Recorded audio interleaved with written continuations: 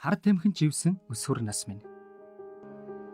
Намайг 14-тэй байхад ээж дахин гэрлэж би хой тавтаа болсон юм. Тэр хоёр надад мөнгө их өгдөг, хүснээр минь байлгадаг байлаа.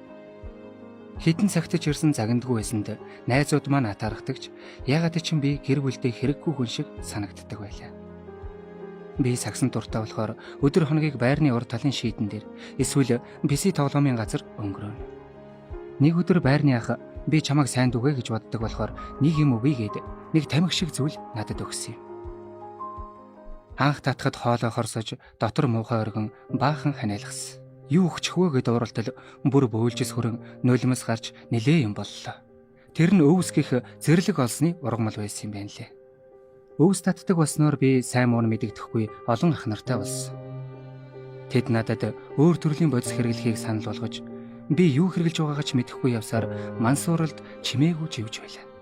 Зарим хэрэглэж байсан зүйлүүд толгой өвтгөж дотор муухайруулж байсан ч зүгээрээ эхлээд угаасаа ийм байдгийг дахиад хэрэглээд үз үнэгүй үгүй гэж ятгахсаар дахин хуурдагдан хэрэгэлдэг болсон юм. Би үргэлж өөртөө хүссэн үедээ шууд л болж чадна гэж хэлдэг байлаа. Гэвч нэг мэдэхэд хэрэглэхгүй удаан байх үед гар салганаад байц суухын аргагүй болсон байлаа. Нэг л тохгүй байснаа гинт уур хурч, бач урч, өөрийн мэдрэмжээч ойлгохоо болж амьдрал утга учиргүй санагдаж эхэлнэ. Би минь ч сүлдэж, сагс тоглож чадахгүй сүлдээ нэгэн болсон байлаа. Хэрэглээ ихсийн хэрээр мөнгө чих хэмжээгээр хэрэгтэй боллоо. Эхэндээ сургуулийн тэмцээн, ангийн ажил гэж худлаа хэлэн ээжээсээ авах мөнгөө нэмсээр сүүлдээ унтаж байх оронд нь цүнхнээс нь шууд хулгайлдаг боллоо. Ингээд ч хүрэхгүй болохоор нь худлаа ярьж, найзуудаасаа ч гуйж бас хулгайлж эхэлсэн. Ийм зүйл хийж явгаадаа гимшиж гутравч өөрийгөө хянж чадахгүй байсан юм. Хэсэг хугацаа өнгөрч нэг өдөр хамт сагс тоглодог байсан найзтайгаа таартал намайг ямар их турж сүнс шиг амтан болсныг гайхсан. Гэртээ хараад би толинд хартал өмссөн хувцас томцсон, нүүрэн дээр яр батг шавсан, нүдний минь дор хөхөрсөн байхыг харж өөрөөсөө айх шиг болсон д. Нэг өдөр байрны нөгөө ахыг цагдаа барьсан гэдгийг сонслоо. Энэ мэдээ намайг айхтар их сандрагсан. Ах намайг хэлчихгүй шоронд орно гэхээс үхтлээ хаж, шүнж нойр хөрөхгүй, хоолж хоолоогоор давахгүй байнга л төгшүүр мэдэрч байсан. Энэ үед одоо л болохгүй болохгүй гэж шийдэж эгчтэй бүх үннээ хэлсэн юм. Тэр өдөр харанхуйлсан сэтгэлд минь гэрэл хийхшгэл болсон. Эгч маань намайг шүүмжлэлгүй сонсож хаана хандаж болох тухай хамтдаа хайж нэг сэтгэл зүйн төвийг оллоо. Сэтгэл зүйч хүн үйлчлүүлэгчийнхээ нууцыг хадгалдаг гэсэн болохоор би очив юм.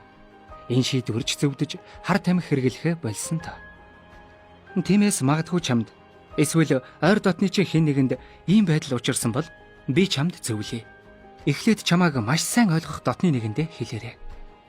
Дотроо онгойлгож бүхнийг ярьснаар гарц аажмаар нэгдэнэ. Дараа нь хамтдаа мэрэгжлийн эмч эсвэл сэтгэл зүйчэд хандаарай. Тэд чамд тохирсон эмчилгээ зөвлөгөөг өгнө. Хэрэглэхгүй үеийн зөвөрүүд нь эхэндээ төвчхийн аргагүй санагдаж шантармаар байдагч гарч чадна гэдэгтээ заавал итгээрэй. Харин хэрэглэж үзээгүй хүмүүст хэлэхэд ямар ч төрлийн хар тамхи өвсийг ч битгий туршиж үз. Ганц удаа гэж байхгүй. Чамд тийм зүйл өгч байгаа хүмүүс эхний удаа хэрэглүүлэхийн тулд юу ч хэлж магадгүй. Гэвч нэг л удаа өвс хэрэглэхэд дараагийнхын турших хүсэл төрж донтох зам руу эргэлт буцалтгүй ордог. Ийм дэрэс татгалцснаар чи өөрийнхөө амьдралыг энэ аимшигт хороос насан туршдаа аварч чадах юм. Ариоки төслийн хүрээнд бүтээгдсэн энэхүү видео нь өсвөр насныханд нийтлэг тохиолддог сэтгэл зүйн асуудал, сэтгцэн эмгэгээс сэргийлэх, таниулах зорилготой юм. Хэрвээ видео дээрхтээ ижил төстэй шинж тэмдэг ажиглагдвал өөртөө болон бусдад онш тавилгүй мэрэгжлийн хүнд хандахыг хүсье.